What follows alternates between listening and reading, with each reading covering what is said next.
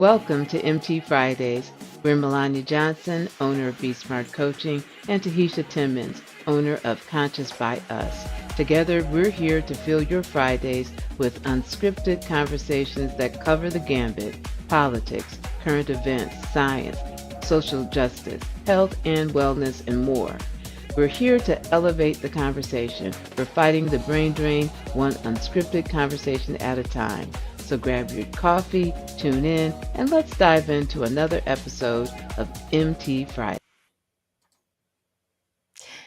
Hello. Hello, Tahisha. How are you this Friday, the November 15th? I'm all blue. I see. Last week It's a reflection of some things. last week you were like my lighting was like much brighter, and this week it's darker. I don't know what's going on with my lighting today. That's all right. Um but my mood is not dark, and that's what is important, even if my lighting is. So, so it's the 2 weeks, right, since the election. Um, and we have a new president coming in January, and he's starting to pick some of his cabinet and some of his people that will be in office. And so I wanted to just kind of touch on those picks and how, maybe if you've been hearing some of them, how you think that might impact business and the future of like small business, because Melania and I both run small businesses um, that happen to be a little bit more, I would say, social conscious aware, and like those type of things. So, and then I'll go. I know I was fascinated by the pick of, I think he picked Kennedy to do to oversee like the FDA and health, the highest health position in NIH. And so I was sort of like, I wonder how that's going to impact how people talk about healthcare and how I create some courses moving forward in the future. So I know, like, I had my eyes on that. Are there any positions he's picking that you have your eyes on Well, too? let's just start with Kennedy, shall we? Sure. Welcome, smallpox. And what else have we? What other vaccines have eliminated some scourges from the face of this planet? Well, you've got free reign, right? You know what I find very interesting. You know, I'll be honest with you. I have purposely, for my own mental well-being, have really tuned out of, really, because I'm a political junkie, right? But I realized that I really needed to take a back seat for a minute, because this was not just an election about Republican or Democratic or independent ideologies. This was very much a very different type of race, and that was really on the back of race, really, right? With that being said, Kennedy has a background. Wasn't he an environmental lawyer? Uh, Yeah, and I so think that sparked some of his interest in health things. well, I can understand that, but you would think that someone that has a background in environmental law might be better used in terms of our, environmental, uh, um, needs in this time, especially. And I know that there are many on the right who are climate deniers. But and I think I've used this example here in New York State. In the past year, this year, New York State has experienced 30 tornadoes that have touched down. That is highly unusual for this area, for this state. Typically, you might have, I think it was 5 or 9, somewhere in that. But and in this area, two tornadoes touched down. One in our downtown area, and another further south of us in a suburb. These are events that don't happen. I've been on the planet for quite some time now. I've lived in this area for quite some time, and these are events that are not normal, right? You folks have been experiencing heat waves in the fall. Yeah, There yeah. was a Last fire week, in Brooklyn, and I think it was Prospect Park. There was a brush fire in Brooklyn. because it's been very dry. It's been very dry here and very hot. We were under a no burn rule here in New Jersey because of how dry it's been, the heat. Last week, I want to say it was in the 70s. I know I was without a jacket, and then yesterday I was like in a parka, which always makes me worried about our wildlife, our plants and trees, like these extreme temperature changes and events. Human beings can escape from them in some sense by going into our domiciles, our houses, but there's nowhere for like our plants and animals to go that live outside primarily with these extreme weather changes. And so you make a great point. Why not put an environmental lawyer someplace where he might have some knowledge of the environment? But it seems like, and I'm not in Trump's head, that a lot of or at least some of the early ones that he's picked, have been more about like, what am I passionate about as the person? And then them saying, like, hey, I want to go wild on health, or I want to go wild on the climate or energy, or, it seems more driven by that than maybe experience. My biggest concern, really, honestly, is that, and I was thinking, I think I shared with you, life for many people on this planet has changed since 2020. Prior to 2020, I felt that my life was my own, right? I had control over my fate, and then came the pandemic, which then depended upon us having some humanity for each other and doing something as simple as wearing a mask, which people found to be politically incorrect and cause revolt. And so in some cases, right? And so now my health is potentially impacted by someone, Now we have seen since the pandemic here in this country, there is a real push against science and against facts, right? And so I am really concerned about folks who are conspiracy theorists in places of power, who are being fed really false and misleading information, who have their own pet peeves about things, now being in a position to impact rules and regulations that then will impact me, public policy that will impact me. And I'm not excited about the fact. I think that all administrations have a responsibility to put people who really have expertise in an area and really clearly articulate what those platforms are and where they're going. Not, so to be honest, when I saw RFK, and then actually, I'll be honest with you, it feels like a circus, right? This is the guy with the brain worm and planting dead baby bears in Central Park, and it's like, okay, we'll let the circus begin. So I'm going to play devil's advocate just And because. can you And can I'm you not, feel my look at you I know, I in see your this devil's look at me. advocate? Yes, yes, I am. And so I'm going to play devil's advocate in the one word that you said, people's like pet peeves that are driving them, right?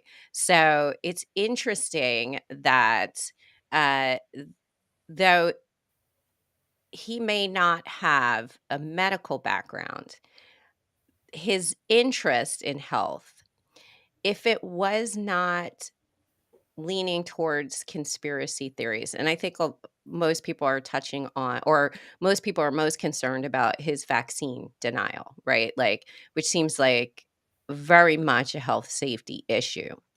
And so he supported some conspiracies that have been debunked around autism and vaccines having to do with mercury in the vaccines. And that is no longer in there. But my understanding is that some of that was a very highly profit driven uh, research into the environment and vaccines spilling over mercury into the environment. But that at the end of the day, it was about making some money in that situation. But it did spark his interest in health. Um, and so I think if it wasn't such a conspiracy driven, uh, anti-research conclusion that he came to, maybe we would be more comfortable with him.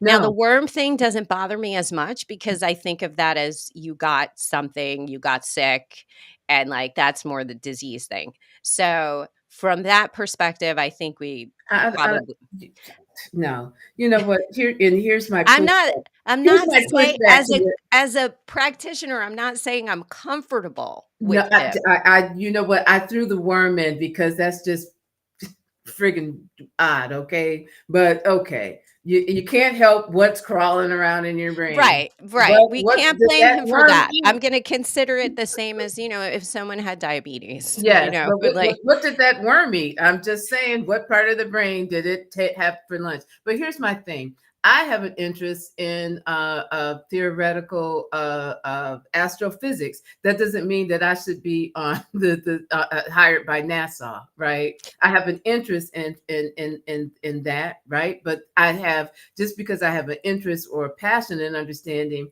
our universe and what's going on and how we came to be doesn't mean that I'm an authority. And so we saw a president also who put in his cabinet family members. That's really been unheard of. His choices are very personal and has not less in to do government, but they do reflect of a what, a business. monarchy. No, I'll even say a business practice, right? Nepotism in business. That's never good Someone's though. It is never good, but we've never seen it applied to government in this way. So it's almost like he kind of has this view of I'm in charge of a business, which the government, And he's whether had we how many believe it or bankruptcies? not, How many bankruptcies? Okay, go on. whether we believe it or not, the government is a business because it's run with capitalism theory. Like, it's a capitalist democracy. So I am curious to see what happens when someone has the control like a business would have, because now all three pieces are on the Republican side. What can be done if a party runs it like a business? Runs it very much on the what's in it for me, the return on the investment. But these are, and I will preface this with, these are very rich people running the business, and businesses are run for profit, and profit usually doesn't help those at the very bottom of that pyramid, which would be the working class in America, middle class, which is slowly disappearing. But I am curious to see what's going to be the impact for businesses, because even small businesses like us may have some positive impacts when it comes to the cuts and the benefits for being businesses. And then as you make more money in the business system, you get more benefit from that. So I am curious to see, like, if this country was run like a business, what would that look like? Does that look like fascism? Does that look like a monarchy? Because, like, you look at businesses and someone is in charge. Well, let's say this. I mean, I'm all in favor, and see, that's where I think that's where people in the middle meet, right? Not necessarily these, big fringes on the left and big fringes on the right, right? That most folks, many people are in the middle.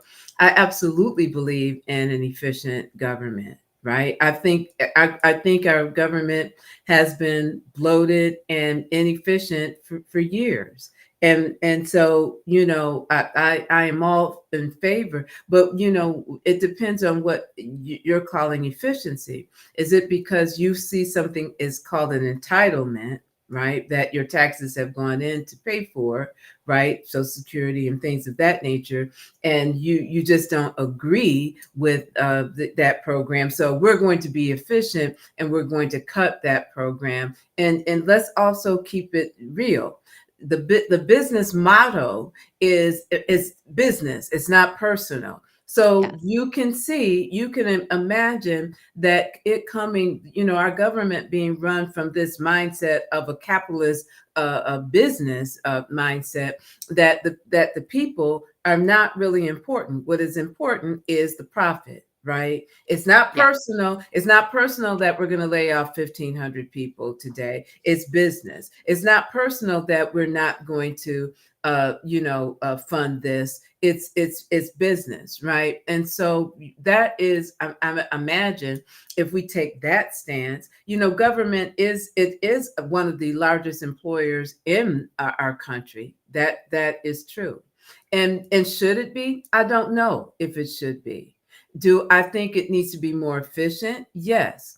I mean, one of the things that under the Biden administration, and I'm not talking administration, but one of the things that they did, and this has been a fight for years, and it should not have been, was to be able, in terms of our medical costs, these, Medicaid and Medicare, to be able to to really bid those, the pharmaceuticals and the medicine, to really bid and get the lowest prices for that. Yeah. That never even would make it to the floor for a vote, right? Because people have been lobbied by the pharmaceutical companies and not to change things, right? So that was something that could have been done years ago, but it wasn't because of a politician's special interest, right? So when it comes to some things, I'm absolutely in favor of efficiency and not doing business as usual. Yeah.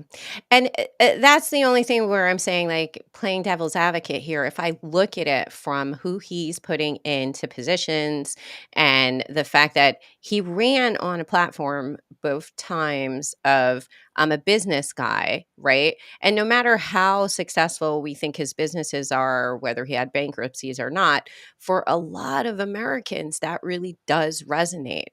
And so, and for a lot of businesses, the idea of being able to make more profit, or to have someone who's thinking from that very business minded profit, and programs that I don't, exactly like you said, that I don't see the value in, that I can't imagine increasing profit, like getting rid of those. And I think that is a thing that maybe when the appealing piece of, I'm going to run this country like a business, some Americans didn't think about. Because just like we hate bloated government, if you ask the majority of American citizens, they hate big corporations and how they treat their lowest rung employees. Yeah. So I don't think we were thinking, or some of us were not thinking about that aspect of government run as business. I'm looking here. So one of his selections was Tulsi Gabbard, Director of National Intelligence. Gabbard has no background in intelligence, nor did she serve on the Intelligence Committee. She's also been a denier of certain, like, she's also another conspiracy, I think, person. There's been some concerns too about her nomination to that group. So but like, it is interesting to see, like, if I'm having a conversation with someone, just like you said, you have an interest in astrophysics, but you if I said to you, "Hey, do you want to run NASA?" You would say, "Probably, I'm not qualified to do that." But if we're having a conversation, I'm like, "Hey, I got this department, and you seem really interested in it, and I want to thank you for all the work you did on my campaign. Like, Well, how about you run that?" let's keep it There's moving. also there's also the other piece of, like, as you as the person, do you then say no because you realize this might be beyond your, No, like, not expertise? not not when you're trying to secure power. Then we have Matt Gaetz as Attorney General. There is some, well, I'm certain he would like to be attorney general because there's an investigation going on against him Which for, now won't be released because he right, is no longer part of that department. So privilege. it's a lot of like I won't say interesting. There's a lot of little nuances to this and how people have been nominated to maybe get out of spots and situations, legal issues. Matt Gatz seems like one of those. The other one, I think he has someone who was on his first defense team for impeachment. One of his lawyers who has been placed in a position.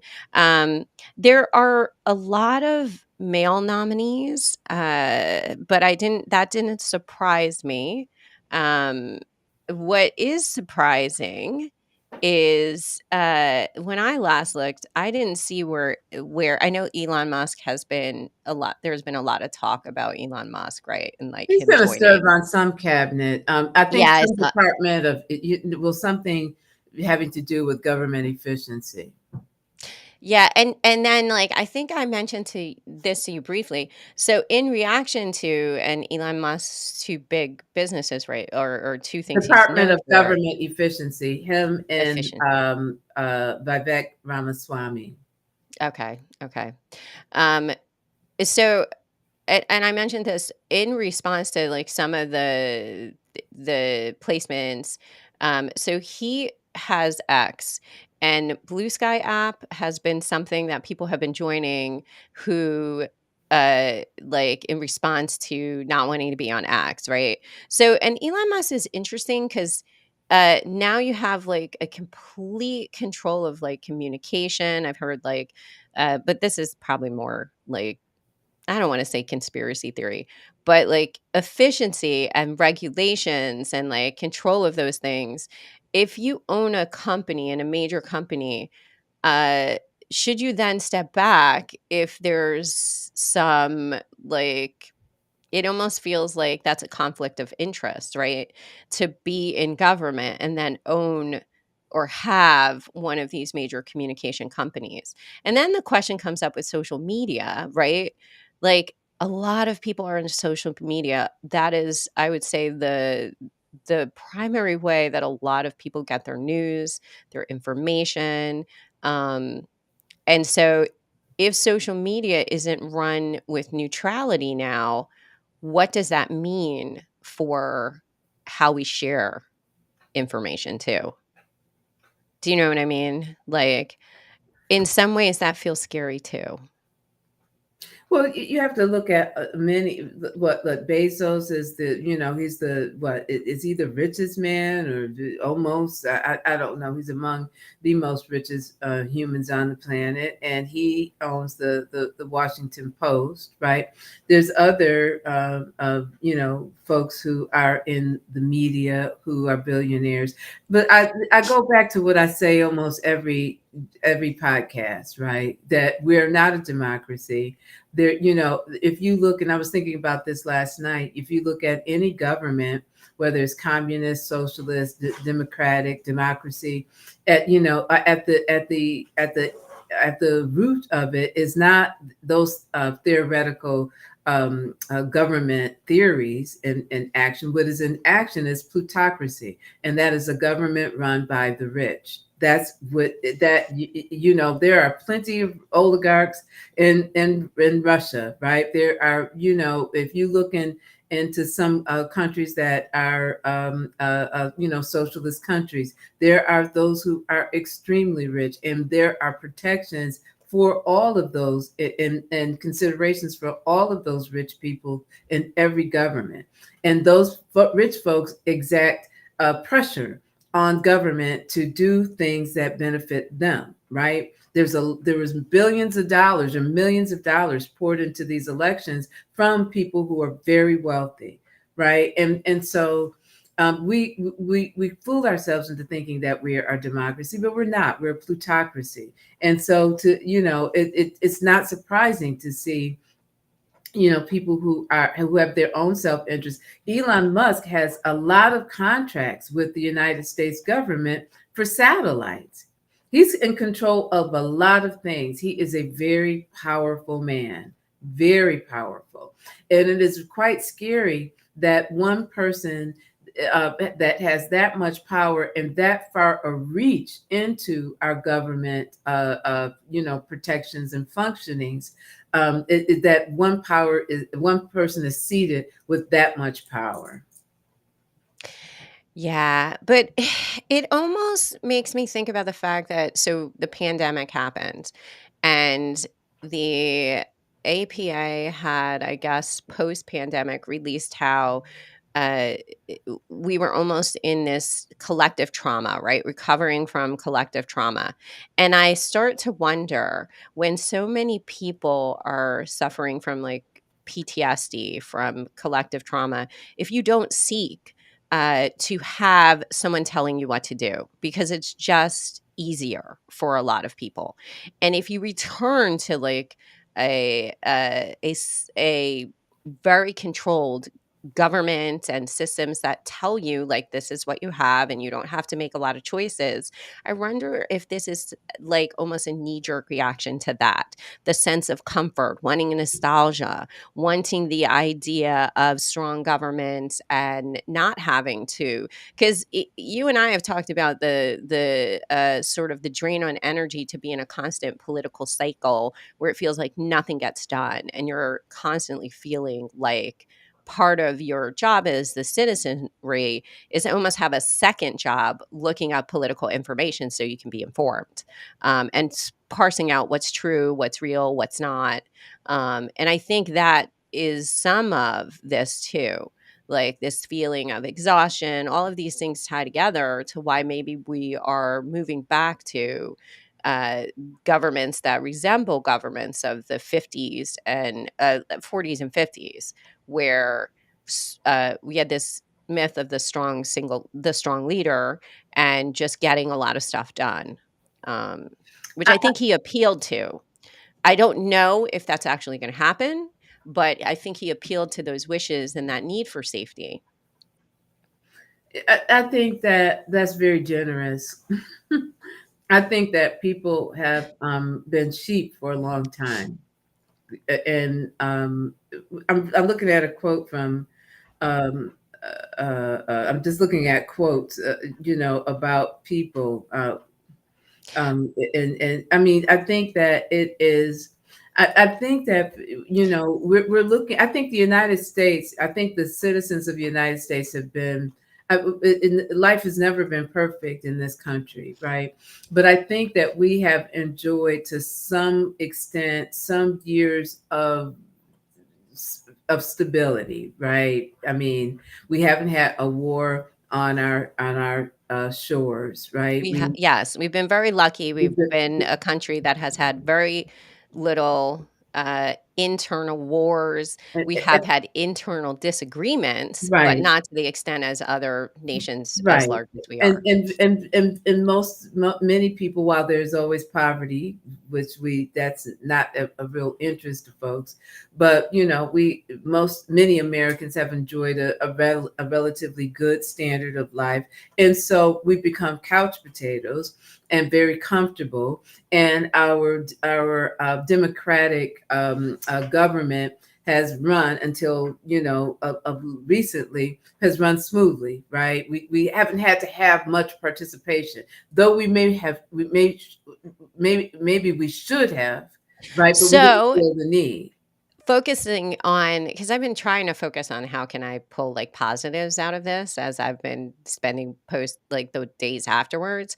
And so thinking about the shakeup, right? And how more people may be interested in politics, how the government works. Maybe this is the kick that we need to get more interested and involved nationally in what happens in government. How does government function? And I see you shaking your head like you think this is going to happen.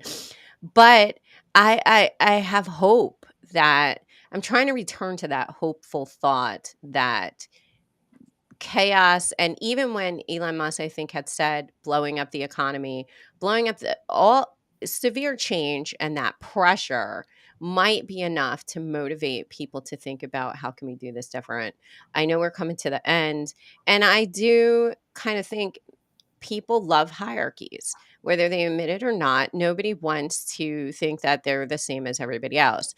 And this reinforces the hierarchy of, uh, like the movie Origin talks about caste systems, right? Like the rich are at the top, and then you have poverty down at the bottom. And I think there is some comfort, whether we want to admit it, in knowing that there's this mythological system that you might move up through, right? And Trump just reinforces that. Even though he was born to wealth, he does reinforce this idea of like the rich people at the top, and like he's given this myth of like you can obtain that, and even his show the Apprentice, right, reinforced kind of that thought, and people think about him like that.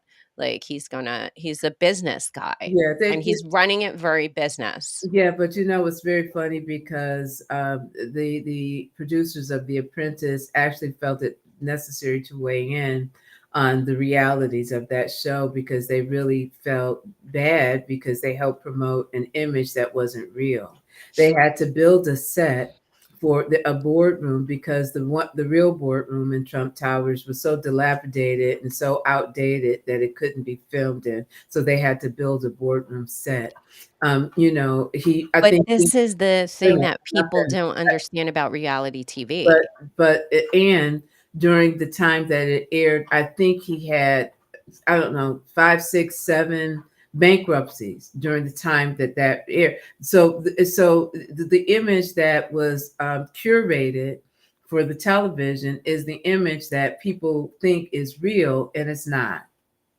And it's not. Which and I don't wanna go too far into this because we are at time, but that stems from the fact that we've created this idea that reality TV is some type of documentary, and it's highly edited. It is fiction TV. And I think he's the first part of that reality TV, because I do remember like reality TV was newer, it was cheaper to do than scripted TV because you didn't necessarily have to have writers, and people really thought of it as documentaries. Like this is a snapshot of real, but it was more fun almost than watching a classic I documentary. love And reality shows, okay? yeah, but but I think now we have a better understanding that this is, and maybe we don't, but that this is not actually the real world. I don't think we do. And I think you can expand that view to just all of social media. There are some people that I have followed on YouTube that I just love their content. It's always beautiful. I'm a minimalist at heart. I love nature. And so these type of, homesteaders, tiny house builders, people who are living alternative kind of lives really appeal to me. However, it was one day this one content creator who I absolutely love, Isabel. Um, I looked. I stopped one day and it hit me like you'll see her. She lives in the north, the Pacific North. West, and you'll see her walking through through meadows or walking down a path, and I thought to myself, wait a minute, so let's put our thinking caps on. So she had to set up the camera, right? Then she had to do a test run to see how it looked, right? Then she had to come back and probably do it a number of times until it got it straight. And then we get to see the finished product, and we just think, oh, that this happened. And when I realized, I was like, man, this is all curated. It's not really real. And that's the reality that we face. Like most of the stuff that we see is very much curated. It's not real, right? I mean, yes, walking in a beautiful place, that does exist. But what we're consuming hours and hours of curated content, that is, yes, yeah, we're that curated content that is just, it's fake. It's really fake. And I think Yeah. it's on us, and this is something, and when I say we're sheep, I'm talking about myself too, because I think about some of the years that I have wasted when I should have maybe have been more politically involved and more involved in some ways in my community, right? And so I think that we have become complacent, and then we get our information from all of these curated places, and it's from their perspectives and from their opinions and their point of view, and it's not necessarily fact. So one of the things I think moving forward in terms of keeping hope alive is that we have to be very conscientious in terms of where we're getting our information. I saw a webinar the other day that says, if you present facts or if you present information, it should be impeachable, right? So we should be looking for those resources, those information resources, that their information is impeachable and not opinion. Yeah, and most of the information we see on social media is very much opinion. And we're streaming to LinkedIn today. And I do want to say, like, LinkedIn, often we don't talk politics on LinkedIn, right?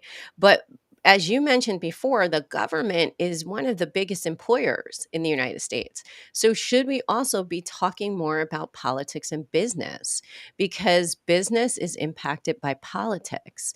And most of us in our personal lives don't talk about, or not personal lives, in our business lives, we've been taught to not talk about politics. And even, I know there's some constraints legally on how businesses contribute to political elections, but they still contribute.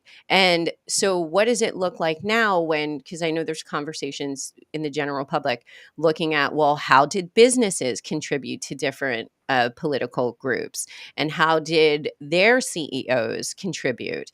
And it gives me a little bit of a pause, because if we boycott certain businesses, because I've seen that, like, don't go to this business because they funded a certain group.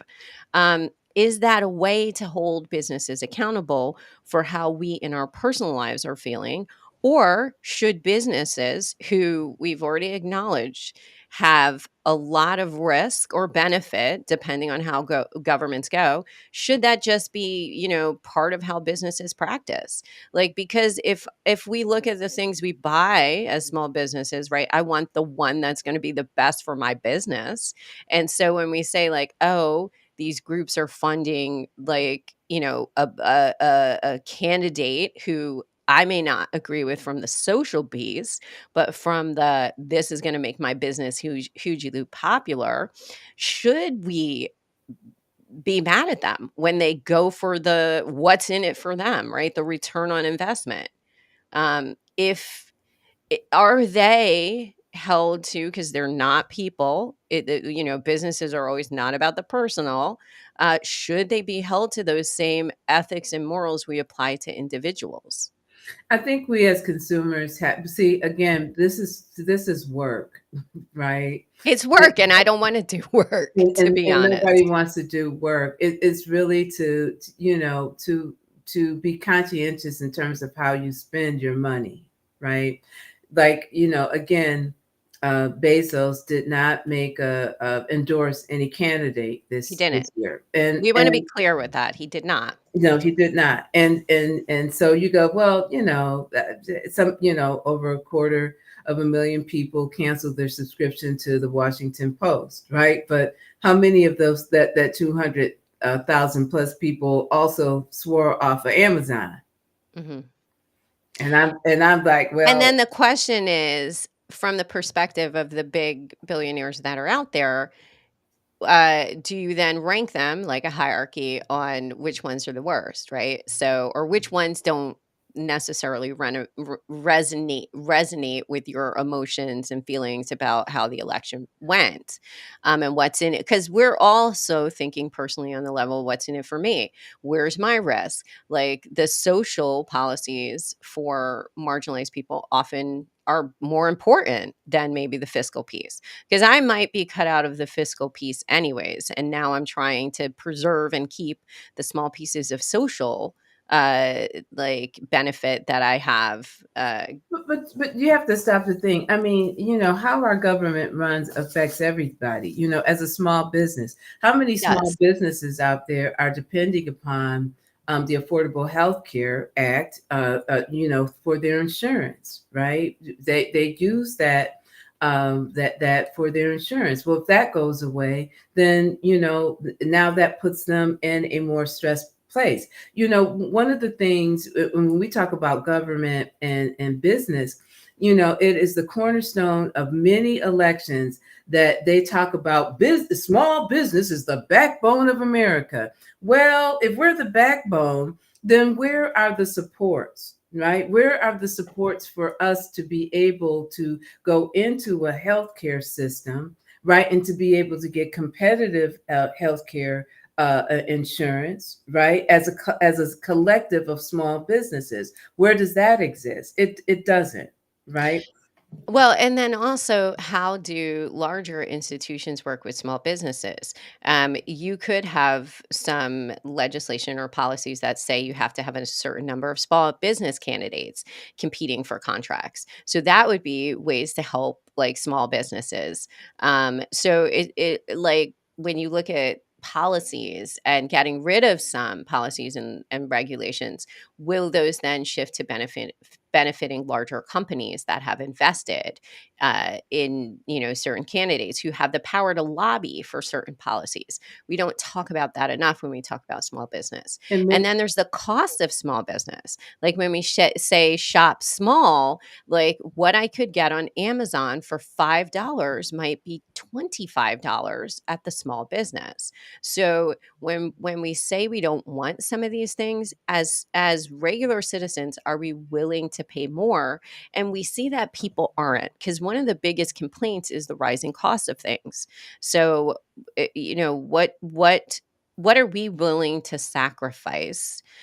Because I will admit that I do like Amazon. Like I do use Amazon, and if I want something, I'll go and I'll, it comes in a few days. And what does that look like with tariffs? Because a lot of the things on Amazon don't get manufactured here. And so like I was someplace recently, and I thought to myself, I flipped out my phone and I was like, I wonder how much this is on Amazon or Target or like another big company. And so our access to that also, because we've been taught, and you mentioned thriftiness, right? Americans are cheap. We come from a culture of thriftiness and get it for the lowest price, bargain hunting, right? A Puritan nature of being efficient and not, not having excess. Yeah, we have tons of excess in the US, but we like to think we're hustlers and we're like negotiators. We're more comfort leaning. But what would that look like if you could not, like in your local small business, be like, oh, this candle's $25. Can I get it cheaper at Bed Bath and Beyond that smells like pumpkin? And how many of us do that, but then say, hey, we want to support small business? Yeah, I mean, the challenge with all of this is that there requires um, some measure of activity on our part, right? To support businesses that that protect the environment, support businesses that believe in living wages, right? When we talk about businesses or business and government, right? Setting a minimum wage that is a livable minimum wage. What is the minimum wage now? The federal minimum wage, right? These are things that these are things that impact business, right? Yes. And so we, our government, like it or not, is very much entwined in our lives. When we think of big tax cuts that some parties talk about or promise, they're not focused towards small businesses. They're focused towards behemoth or companies, right? Not that the small business is easy to trot out during election times, right? Let's prop up the small business, and as soon as the election is over, it's forgotten, and you can go back to, struggling, on your own, so to speak, without the, again, it feels like we're a prop, as opposed to having real legislation that really promotes innovation in small business, outside of conglomerates. And, I think there's also a myth that gets told to small businesses that they can grow to being a conglomerate, right? But some businesses will not become a target just because of the constraints of the type of business it is. I can't imagine there's this store in my town or in the town next to me that sells like Wiccan candles and stones. And like, I can't imagine that as a chain. But we kind of sell that concept to small business, like, hey, become a business, then you'll make, 6 figures a quarter. I can't imagine how this store would make 6 figures a quarter, right? Unless it became a giant conglomerate. So we sell that to small businesses too, that, own a business and you'll make tons and tons of money. Well, depending on your passion, that might not be true. So there are small businesses that are constrained by just what they do. And I think those are the businesses that suffer the most, probably, in systems that are more for that growth Yeah, towards conglomeracy I or like think larger organizations. I think that the healthcare situation is a big deterrent for people starting businesses. Again, if Or even small, how to run a business. yeah, if small businesses are the backbone of America, then I would appreciate a government that really put a focus on small business, and the supports that would be beneficial for, yes, maybe you are in a position that you'd like to expand and hire people. Well, people expect insurance when they take jobs, right? So as a small business, you have to be able to afford to do that, which means that affordable health care which is something that our government is involved in, right? Would be something that I would hope that they would champion, right? So, it's I am trying to figure my way forward, and the uncertainty is really quite disturbing, because we don't really know what our future is going to be moving forward. But we're still meeting on Fridays, right? To, Yes, and you know, we're still meeting on Fridays, and we are still filling the brain drain and talking about politics and social justice and healthcare and small business and just like the stuff that you see in the news, whatever that may be. Um, and I think we are trying to, because we're both owners of small business, we always focus on trying to see, like, well, maybe there's some positives in this, right? Out of chaos might come beauty, out of change might come something wonderful. But I'm going to close us out. We're so glad for all those who jumped on and joined us. And we hope to see you next Friday if you loved what we talked about. And I'm Tahitia. This is Melonya. and we'll see you next Friday. Bye. Bye. Thanks for joining us on MT Fridays. If you enjoyed today's conversation, be sure to like, subscribe, and share for more insightful discussions every Friday. Remember, the brain drain stops here, so keep the conversation going by connecting with us on social media or visiting our website. Until next time, stay curious and keep filling your mind with knowledge. See you next week, Friday, on MT Fridays.